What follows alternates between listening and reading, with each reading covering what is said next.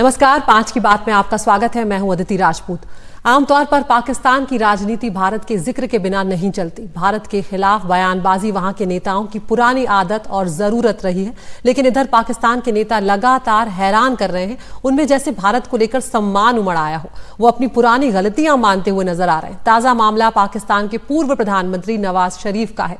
पूरे 25 सालों के बाद उन्होंने माना है कि लाहौर घोषणा पत्र का उल्लंघन पाकिस्तान ने किया था। इस घोषणा पत्र में दोनों देशों के बीच शांति और स्थिरता का वादा था, मगर साल भर के भीतर पाकिस्तान ने यह वादा तोड़ दिया। वो खुद को कसूरवार मान रहे हैं। सुनवाते नवाज शरीफ का बयान। वाजपेयी साहब लाहौर तशरीफ लाए, याद है या नहीं याद है? याददाश्त कमजोर है ना आपकी? तो तशरीफ लाए और हमसे आके यहां पे मुआहिदा किया। ये अलग बात है कि हमने मुआहिदे की खिलाफ वर्जी की, उसमें हमारा कसूर है, उसमें हम कसूरवार हैं। आखिर शरीफ की इस शराफत का मतलब क्या है? क्या हमें ये मान लेना चाहिए कि पाकिस्तान के रहनुमा सुधर गए हैं? दरअसल भारत पाकिस्तान के रिश्तों के उतार चढ़ाव तमाम तरह के अतिरेकों से भरे रहे हैं। कभी दोनों देश एटमी धमाकों के साथ एक दूसरे को चुनौती देते नजर आए, कभी लाहौर में बर्फ पिघलाने की कोशिश की, लेकिन इसके बाद करगिल में जंग जैसे हालात बने और अब हालत ये है कि इमरान खान भी नरेंद्र मोदी की दुहाई देते हैं और नवाज शरीफ भी वाजपेयी के समय की गलती कबूल करते हैं। दरअसल ये एक कमजोर होते मुल्क का कबूलनामा है जो कई मोर्चों पर घिरा हुआ है। वो गले तक कर्ज में डूबा हुआ है। जिन आतंकियों को कभी उसने पाला था अब उन्हीं के निशाने पर भी है। मुल्ला मौलवियों की घुड़की भी झेलता है और अमेरिका भी उसके साथ उमेटता है। कभी कहते थे कि तीन अमेरिका, आर्मी एंड अल्लाह पाकिस्तान को चलाते हैं, अब तीनों उसके लिए चुनौती हैं। तो आज सवाल ये है यहाँ पर कि क्या पाकिस्तान वाकई में बदल रहा है? क्या वो भारत की मदद चाहता है? क्या वो अपने बच निकलने के लिए एक गली चाहता है? क्या हम पाकिस्तान पर भरोसा कर सकते हैं? क्या पाकिस्तान ये गारंटी देगा कि वो भारत में आतंक का निर्यात रोक देगा? क्या वो कश्मीर की लोकतांत्रिक प्रक्रिया को स्वीकार करता है? क्योंकि जब तक इन सवालों के जवाब नहीं मिलते तब तक शांति और संवाद की वास्तविक प्रक्रिया शुरू नहीं हो सकती है। हमारे साथ बेहद खास मेहमान इस वक्त जुड़ रहे हैं। पूर्व राजदूत हैं हमारे साथ अनिल त्रिगुनायत जी। अनिल जी, स्वागत है आपका। आपने वक्त निकाला बातचीत करने के लिए। सबसे पहले आपसे अनिल जी यही जानना चाहूंगी कि नवाज शरीफ के इस बयान के आपके लिए क्या मायने, आप किस तरह से देख रहे हैं इस बयान को, कबूलनामे? देखिए, अगर एक तरह से अदिति इसको सोचें तो ये कबूलनामा तो है ही है उनकी तरफ से कि गलती करी है उन्होंने, वादा खिलाफी की है, दे वेंट बैक। दूसरी तरफ से वो ये भी जस्टिफाई करना चाह रहे हैं कि मैं तो ये नहीं चाहता था, लेकिन मुशर्रफ ने जो किया उसके बाद, तो वो अब मुशर्रफ ने, आप जानती हैं कि उनको हटाया भी, उनको छोड़ के जाना पड़ा, उनके खिलाफ सब हुआ, तो ये अपने आप को बताना चाहते हैं। दूसरी चीज ये है कि पहले भी उन्होंने एक आध बार आर्मी के साथ उनकी कुछ अनबन हुई और उन्होंने मना भी कर दिया कई बार आर्मी की बातों को मानने का, तो वो अपने आप को इस वक्त थोड़ा असर्ट करने की इंटरनली कोशिश कर रहे हैं। लेकिन अगर हम इसको ये मान लें कि ये शायद है कि उनके दिल में ये बात है कि भारत के साथ बहुत अच्छे संबंध हो जाएं, तो अब हम ये नहीं भूलना चाहिए कि पाकिस्तान को इफेक्टिवली जो है वहाँ की आर्मी और ISI, जो वहाँ की डीप स्टेट है, वही रन करती है। जब तक वो ऑन बोर्ड नहीं होंगे तब तक रिश्ते नहीं हो सकते हैं साथ। और जहां तक बात है, भारत को कोई उससे परेशानी नहीं है। देखिए, आपने देखा कि हमारे सभी प्रधानमंत्रियों ने बड़ी पूरी कोशिश की और आउट ऑफ बॉक्स जाके, प्रधानमंत्री मोदी ने भी, देखिए 14 जब पहली बार 2014 में हुआ तब भी वहां पे शरीफ साहब को बुलाया था उन्होंने उसके अंदर, और उसके बाद जब दोबारा से फिर खुद भी गए उनके यहाँ पे, जब उनका फैमिली फंक्शन था अफगानिस्तान से लौटते हुए, आउट ऑफ बॉक्स, सिर्फ इसलिए कि शांति और स्थिरता बहुत आवश्यक है और पाकिस्तान किसी तरह से एक ठीक रास्ते पर आए, और वो जो उन्होंने एक टेररिज्म को और क्रॉस बॉर्डर टेररिज्म को एक फॉरेन पॉलिसी के इंस्ट्रूमेंट के रूप में जो वो यूज करते हैं उसको छोड़ें। लेकिन ये देखने में नहीं आया आज तक। आपने देखा कि जितनी बार कोशिश हुई है शांति वार्ता के लिए, जब भी कुछ बात बढ़ी है आगे, तभी पाकिस्तान की तरफ से किसी ना किसी जगह बड़ा अटैक होता है। आज की डेट में आपने सही कहा, पाकिस्तान की इकोनॉमिक हालत काफी खराब है और वहां पर जो है इंटरनल समस्याएं, डोमेस्टिक समस्याएं पाकिस्तान की बहुत ज्यादा है। और उसके चलते हमने वहां के लोगों से भी, लेकिन और दूसरी तरफ वो लोग ये भी देख रहे हैं कि भारत कहाँ से कहाँ पहुंच गया और कहाँ से कहाँ जा रहा है, और वो सिर्फ जीरो सम पॉलिसी के चलते अपने ही खुद अपने लोगों का, अपने देश का नुकसान कर रहे हैं। तो लेकिन ये है कि एक बात होती है सोचने की, दूसरी इसको कर पाने की। तो मुझे अभी नहीं लगता है कि वो इसमें सक्षम है कि वो कुछ ज्यादा इम्प्रूवमेंट कर पाए, और उनको ये दिख ही रहा है कि भारत में जिस तरह सरकार स्ट्रांग है, पार्टी है, सब है, तो वो लोग अपना एक मुद्दा बनाया हुआ है, भारत ने उनको एक्सपोज कर दिया है पूरी तरह से। तो अब उनको लग गया कि नेबर्स हैं तो करना ही पड़ेगा, बात करनी चाहिए भारत के साथ, शायद उनका लाभ हो जाए। बिल्कुल तो अनिल साहब, यही वजह है कि जिस तरह से हम देख रहे हैं कि इमरान खान का रुख भी हमने देखा था, वो भी प्रधानमंत्री मोदी का नाम लेते हुए नजर आते हैं, और यहाँ पर नवाज शरीफ का ये रुख है क्योंकि उनकी जो आर्थिक स्थिति है इस वक्त, वो सबसे शायद उनके लिए बड़ा मुद्दा है कि पहले हालात वहां पर सुधरे, जो कर्ज की स्थिति में वो डूबे हुए हैं, वहां पर लोग जिस तरह की समस्याएं झेल रहे हैं, आवाम में एक बहुत ज्यादा नाराजगी है। तो उससे कहीं निपटने के लिए एक अलग से ये एक राजनीतिक या कूटनीतिक जिसे कहेंगे तरीका अपनाया जा रहा है। देखिए, कोशिश तो है, और मैं ये कहूंगा कि जितना मैं देखता हूं पाकिस्तान के राइट अप्स और वहां के लोगों के कमेंट्स, और उनके लोकल टीवी पे कई लीडर्स ने भी बोला है, वो पूरी तरह से ये बात तो एक्नॉलेज करते हैं कि देखिए भारत एक दूसरी लीग में है। चाहे वो इकोनॉमिकली देख लें, पॉलिटिकली देख लें, भारत का स्टेटस देख लें, तो उनको ये लगता है, क्योंकि पाकिस्तान के लिए मेजर फॉरेन पॉलिसी ऑब्जेक्टिव है हिंदुस्तान, कि किस तरह हिंदुस्तान के साथ बराबरी करी जाए, किस तरह हिंदुस्तान के साथ अंडरकट किया जाए, किस तरह हिंदुस्तान को नीचा दिखाया जाए, कैसे हम जीते, हर एक वॉर में वो लोग हारे। तो उनको देखिए लगता है, लेकिन हर देश शांति चाहता है, भारत भी ये चाहता है, और हम तो हमेशा से इस बात के हामी रहे हैं कि हमारा जितने भी नेबरहुड में कंट्री है पाकिस्तान को मिलाकर के, अगर वो इकोनॉमिकली स्ट्रांग होंगे तो भारत के लिए भी एक अच्छा ही है ये। तो इस बात को भारत ने हमेशा, आप देखिए नेबरहुड फर्स्ट पॉलिसी जो चली है गवर्नमेंट की, उससे कितना हमने सबको लाभ पहुंचाया है, सबको हेल्प करने की कोशिश करी है पूरी तरह से। तो भारत अपना पूरी तरह, वो जानते हैं कि आज की डेट में भारत से जो भी ट्रेड, ज्यादातर ट्रेड होता है वो दुबई से या थर्ड कंट्रीज के थ्रू होता है, तो कितना महंगा पड़ता है उस जगह में उनको, अगर भारत के साथ रिश्ते अच्छे होते। दूसरा, उन्होंने देख भी लिया कि श्रीलंका में चीन के साथ हुआ, क्या हुआ, सब देखते तो है ना इस बात को, और इस बात को बोलते भी हैं लोग, जानते भी हैं कि, तो सबको यही लग रहा है, मैं समझता हूं पाकिस्तान में काफी, एक अवाम में काफी लोगों में ये है कि हम क्यों नहीं ऐसा कर सकते हैं, और उसके लिए एक शांति और एक स्थिरता की बड़ी आवश्यकता है।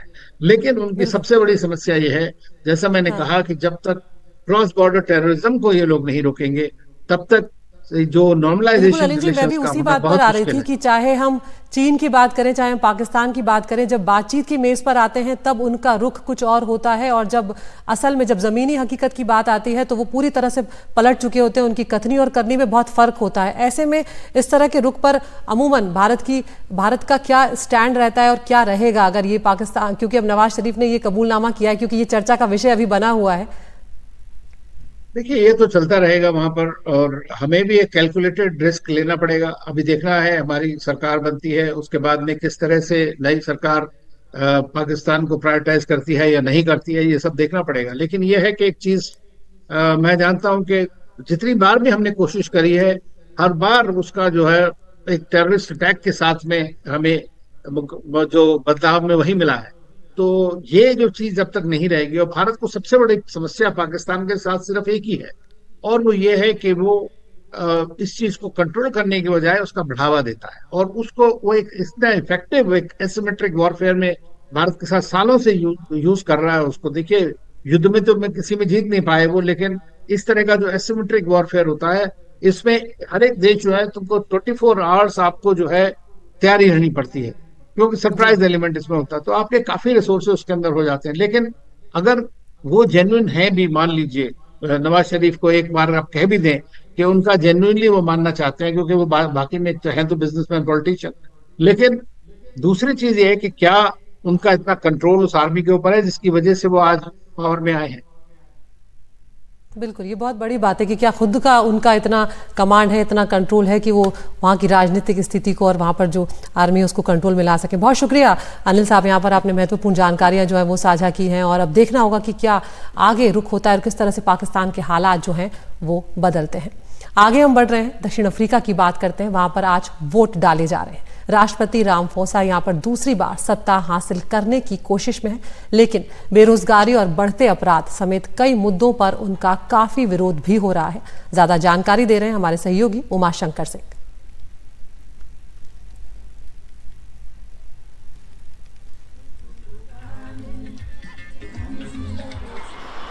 29 मई यानी कि दक्षिण अफ्रीका के लिए मतदान का दिन। यहां नेशनल असेंबली के साथ साथ 9 प्रांतों के लिए भी चुनाव हो रहे हैं। स्थानीय समय के हिसाब से सुबह 7 बजे से जब मतदान शुरू हुआ तो सुबह से ही लंबी लंबी कतारें जो हैं वो मतदान केंद्रों के बाहर देखी गई। यहाँ राष्ट्रपति सीधे तौर पर नहीं चुने जाते, यहाँ नेशनल असेंबली चुनी जाती है और नेशनल असेंबली चुने जाने के बाद वो जो है वो नए राष्ट्रपति का चयन करती है, जिनका कि कार्यकाल जो है वो 5 सालों का होता है। कोई भी राष्ट्रपति जो है लगातार 2 बार से अधिक राष्ट्रपति नहीं बन सकता। इस तरह की कानूनी व्यवस्था वहाँ पर की गई है।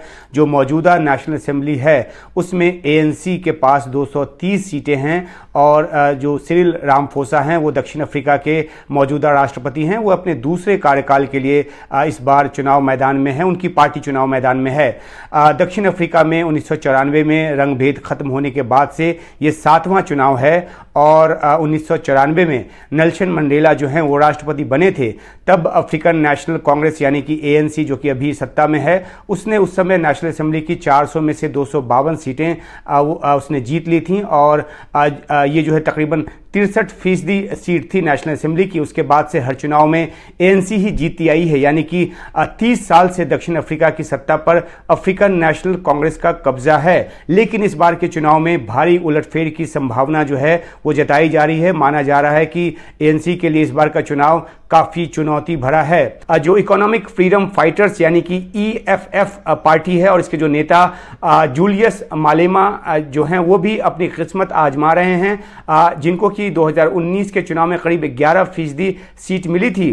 तो नेशनल असेंबली में बहुमत बनाए रखने के लिए और उसके बाद अगला राष्ट्रपति तय करने के लिए ANC को नेशनल असेंबली की कम से कम 50% यानी कि 200 से अधिक सीट चाहिए, 201 सीट चाहिए। लेकिन चुनाव पूर्व के सर्वे में ANC को 40% सीट ही मिलने की संभावना जताई गई है। यानी कि 30 साल से जो पार्टी सत्तारूढ़ है, जो जिसका सत्ता पे कब्जा है, वो सत्ता से बाहर हो सकती है। हालांकि ANC की कोशिश होगी कि अगर उसको बहुमत ना मिले तो दूसरे दलों के साथ मिलकर नेशनल असेंबली में बहुमत साबित करे। लेकिन ये चुनाव जो है जाहिर सी बात है कि बहुत ही चुनौती भरा साबित होने जा रहा है उस पार्टी के लिए जो 30 साल से दक्षिण अफ्रीका की सत्ता पर काबिज है। और फिलहाल 5 की बात में हम एक छोटे से ब्रेक के लिए रुक रहे हैं। ब्रेक के उस पार आपको दिखाएंगे मणिशंकर अय्यर के बयान ने एक बार फिर कांग्रेस के लिए मुश्किलें खड़ी कर दी हैं।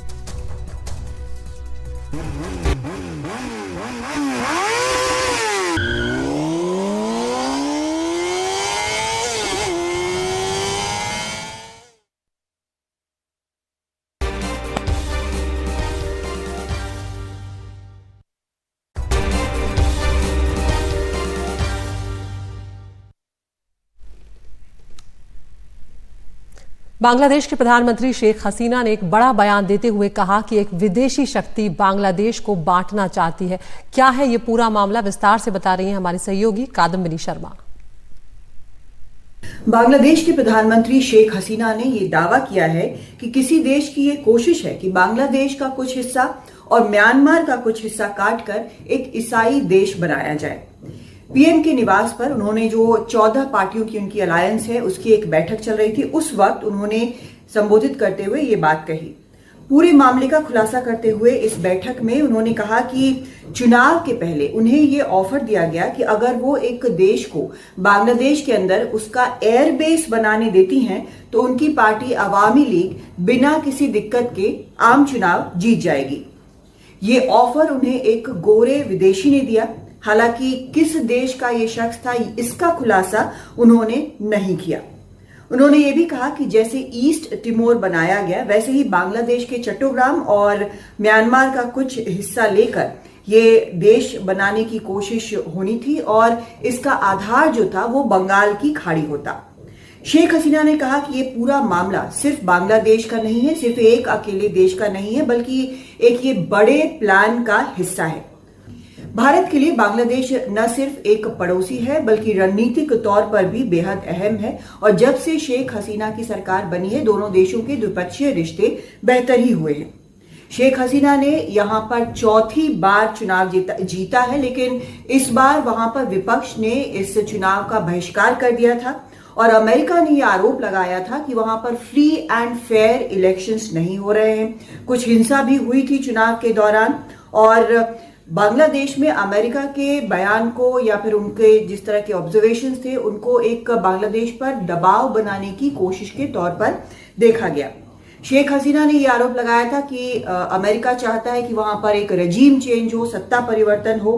बांग्लादेश के नेताओं ने यह भी आरोप लगाया था कि बांग्लादेश में जो सुदूर दक्षिण में सेंट मार्टिन द्वीप है उस पर अमेरिका कब्जा करना चाहता है। हालांकि 2023 में ही एक सवाल के जवाब में विदेश मंत्रालय के प्रवक्ता मैथ्यू मिलर ने यह साफ कर दिया कि कभी ना तो इस पर चर्चा हुई है न अमेरिका की ऐसी मंशा है।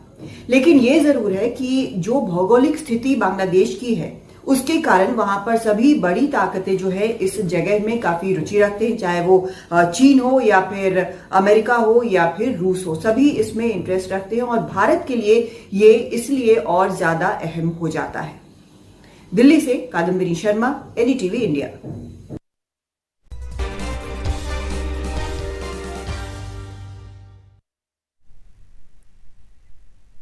कहते हैं कमान से निकला हुआ तीर और मुंह से निकले हुए शब्द वापस नहीं आते, इसीलिए बहुत सोच समझकर अपने शब्दों का इस्तेमाल करना चाहिए।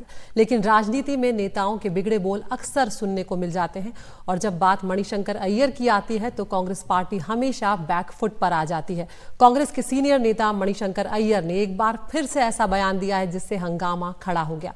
अब मणिशंकर अय्यर ने 1962 में हुए चीन के आक्रमण के लिए कथित शब्द का इस्तेमाल किया। हालांकि बाद में उन्होंने अपने बयान पर माफी मांग ली, लेकिन तब तक बीजेपी ने उसे मुद्दा बना लिया। बीजेपी ने इसे संशोधनवाद का निर्लज्ज प्रयास करार दिया है। कांग्रेस ने चीनी आक्रमण पर दिए मणिशंकर के बयान से किनारा कर लिया है। तो आपको यहां पर सुनवाते हैं कि मणिशंकर अय्यर ने 1962 के चीनी आक्रमण पर आखिर बयान क्या दिया है। In October 1962, the Chinese allegedly invaded India. तो अलेजेडली शब्द का वो इस्तेमाल यहाँ पर कर रहे हैं और अभी कुछ दिन पहले ही एनडीटीवी से एक्सक्लूसिव बातचीत में खुद प्रधानमंत्री ने भी ये कहा था कि कांग्रेस पार्टी मणिशंकर अय्यर जैसे लोगों के माध्यम से इस तरह के शिगूफे छोड़ती रहती है। इस बार मणिशंकर अय्यर साहब कह रहे हैं जो आपको हर चुनाव में कुछ ना कुछ एक अपशब्द का इस्तेमाल करते हैं और कुल मिला के अब तक कांग्रेस 100 से ज़्यादा शब्दों का इस्तेमाल आपके लिए कर चुकी है। लेकिन इस बार धमकी अलग है।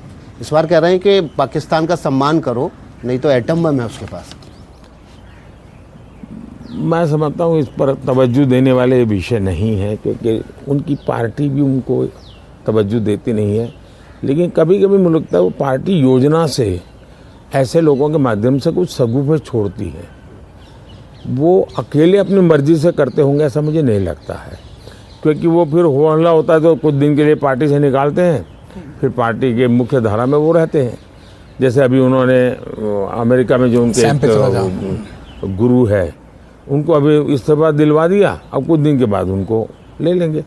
तो ये उनकी एक सोची समझी रणनीति है कि देश में भ्रम फैला करना, वातावरण बदलना, नए नए मुद्दे जोड़ते रहना और विपक्ष को ऐसे मुद्दों पर रिएक्ट करने के लिए मजबूर कर देना। तो ऐसी अलग अलग चालाकियाँ वो करते रहते हैं। लेकिन देश के मतदाताओं पर इसका कोई प्रभाव होगा ऐसा मैं नहीं मानता हूँ। टीवी मीडिया में शायद स्पेस मिल जाती होगी उनको। और बीजेपी के गौरव भाटिया ने क्या प्रतिक्रिया दी है वो भी आपको सुनवाते हैं। कथित तौर पे 1962 में, कथित तौर पर 1962 में चीन ने भारत पर आक्रमण किया। यह कोई साधारण बयान नहीं है। यह कोई बयान केवल चुनाव को देखते हुए या अपना चीन प्रेम जाहिर करने के लिए नहीं है। यह तो चोट है भारत की अखंडता पर। यह अपमान है हर उस सैनिक का जिसने तिरंगे के लिए शहादत दी, अपनी जान कुर्बान कर दी। और हमारे साथ खास मेहमान जुड़ रहे हैं वरिष्ठ पत्रकार रामकृपाल सिंह। रामकृपाल जी, आपका बहुत बहुत स्वागत है। ये पहला मौका नहीं है जब रामकृपाल जी मणिशंकर अय्यर ने कोई ऐसा बयान दिया हो जिस पर बवाल खड़ा हुआ हो। पहले भी हम देख चुके हैं। और होता ये है कि एक बयान जब वो देते हैं इस तरह का, तो उनके पुराने सारे बयान जो है वो फिर एक बार सामने आ जाते हैं। निश्चित तौर पर अतीत में उनकी काफी इस तरह के बयान दिए हैं जिसको लेकर के कांग्रेस का इतना नुकसान हो चुका है। मैं नहीं चाहता हूं कि सिर्फ मणिशंकर अय्यर के नाते, लेकिन देखिए, इन्होंने पाकिस्तान में जाके कहा कि हमें आपकी मदद की जरूरत है मोदी को हटाने के लिए। फिर उसके बाद ये जब न्यूक्लियर बॉम्ब की बात फारूक अब्दुल्ला ने कही थी, इन्होंने भी कहा कि पाकिस्तान का सम्मान करना चाहिए। अभी तक तो पाकिस्तान की बात कर रहे थे, लेकिन आज उन्होंने बड़ा गंभीर मामला जो कहा है। पहली बात तो यह है कि ये कहना कि तथा कथित था चीन का आक्रमण, तो मतलब ये तो कांग्रेस में नेहरू जी को ही झुठला रहे हैं। सबसे बड़ी बात यह है कि भारत देश नेहरू को अपना प्रधानमंत्री मानता था, और जिस तरह से नेहरू जी ने कहा कि चीन ने हमारे ऊपर आक्रमण किया है, अगर आप जिस तरह से उसको तथाकथित आज कह रहे थे, तो कांग्रेस को केवल किनारा नहीं करना चाहिए, कांग्रेस को यह पूछना चाहिए। ये तो सबसे बड़ी बात है हमारे देश के, जैसे कि अभी बीजेपी के प्रवक्ता कह रहे थे, वो एक अलग बात है। ये तो ऐसे लोगों के अपमान करने से हमारे देश का अपमान होता नहीं है। लेकिन कांग्रेस पार्टी का एक इतना बड़ा नेता जिसको आपने पाल पोस के बड़ा किया, आज वो 1962 के अगर किसी भी सरकार के किसी फैसले पर उंगली उठा रहा है, तो नेहरू जी पर वो उंगली उठा रहा है। इसलिए कांग्रेस को बड़ी गंभीरता से इस चीज को लेना चाहिए और इसको साफ करना चाहिए कि उनके कहने का मतलब क्या था। क्योंकि देखिए, इस तरह की चीजें अतीत में भी कई तरह के जो भारत विरोधी, राष्ट्र विरोधी होते हैं, वो कहते हैं कि नहीं ऐसा गलत है, उन्होंने नहीं, चीन ने नहीं आक्रमण किया था। तो क्या कहना चाहते हैं कि हम जाकर के हमने चीन पर आक्रमण किया था? सवाल इस बात का नहीं है। सवाल इस बात का है कि उस समय तो कांग्रेस की सरकार थी, और आज तक इतने सालों तक कांग्रेस की सरकार रही, जो उस सरकार ने जनता को बताया, जनता तो उस पर भरोसा कर रही है। और ये सही बात है, हमारे तमाम जवान जिस तरह से वो वीर गति को प्राप्त हुए, आज उनके भी निरादर है। तो ये आज का बयान जो है, देखिए कहां पाकिस्तान अब चीन पर पहुंच गए। तो ये इसीलिए कांग्रेस की ये हालत आज हुई है। मैं नहीं कहता कि क्या है, लेकिन जब तक ऐसे लोग कांग्रेस में हैं, मुझे नहीं लगता कि कांग्रेस का कोई भविष्य है। यहाँ पर रामकृपाल जी, जयराम रमेश ये कह रहे हैं कि उनकी जो उम्र है उसका भी ध्यान रखने की जरूरत है। देखिए, ये सब चीजें, अब ये लोग क्या कहते हैं भगवान जाने, इनका कांग्रेस के लोग जो भी हैं। लेकिन मेरा कहना है कि ये शुरू से ही इस तरह के तत्व, और बराबर ये कांग्रेस कहती है कि हम इससे किनारा करते हैं। कुछ चीजें हैं, आप किनारा कर जाइए जब आपको ये लगता है कि ये चीजें आपके फायदे में कहीं हो सकता हो जाए, लेकिन उन्होंने गलत कहा, किनारा कर जाए। लेकिन जब वो आपकी पार्टी और आपकी सरकार के किसी चीज पर, अतीत के किसी फैसले पर खुद उंगली उठा रहे हैं, तो आपको इस देश को, कांग्रेस को बताना चाहिए। और अगर मणिशंकर अय्यर सही कह रहे हैं, तो या तो उनके खिलाफ एक्शन लिया जाना चाहिए। ऐसे नहीं हो सकता कि कांग्रेस ने किनारा कर लिया। किनारा करने का क्या मतलब होता है, आप बताइए। वो अलग तथा कथित कह रहे हैं, जिसका क्या मतलब है? जी बिल्कुल। यहाँ पर अब रामकृपाल जी, एक जो आखिरी दौर का मतदान है वो रहता है, ऐसे में आपको लगता है कि मणिशंकर अय्यर का ये बयान कांग्रेस को, इंडिया गठबंधन को नुकसान पहुंचाएगा? देखिए, मेरा ये कहना है कि अब क्या होगा क्या नहीं होगा, मतदाता तक बात पहुंचने में थोड़ा सा वक्त लगता है, क्या समझ में उसके नहीं आता है। लेकिन निश्चित तौर पर इस तरह की चीजों से तो कांग्रेस का दूरगामी भविष्य, मैं किसी आज या कल के मतदान की नहीं करता, मैं कहता हूं कुछ भी हो, लेकिन कांग्रेस इस देश की राष्ट्रीय पार्टी थी जिसमें ये पोटेंशियल था कि वो फिर से लौट सकती थी। लेकिन अगर मणिशंकर जैसे लोग हैं, तो बहुत मुश्किल है कि फिर भविष्य में कभी कांग्रेस इस देश का नेतृत्व कर पाएगी। I doubt. जी, शुक्रिया रामकृपाल जी आपका इस बातचीत के लिए, हमसे इस मुद्दे पर चर्चा करने के लिए। तो यहाँ पर जिस तरह से रामकृपाल जी भी कह रहे हैं कि कांग्रेस को यहाँ पर आकर सफाई देना चाहिए। हर वक्त वो अपने इस तरह के नेताओं के बयान से किनारा जब करते हैं तो वो बात भी कहीं ना कहीं बचते हुए वो नजर आते हैं। लेकिन एक बार फिर से मणिशंकर अय्यर ने यहाँ पर सेल्फ कूल किया है।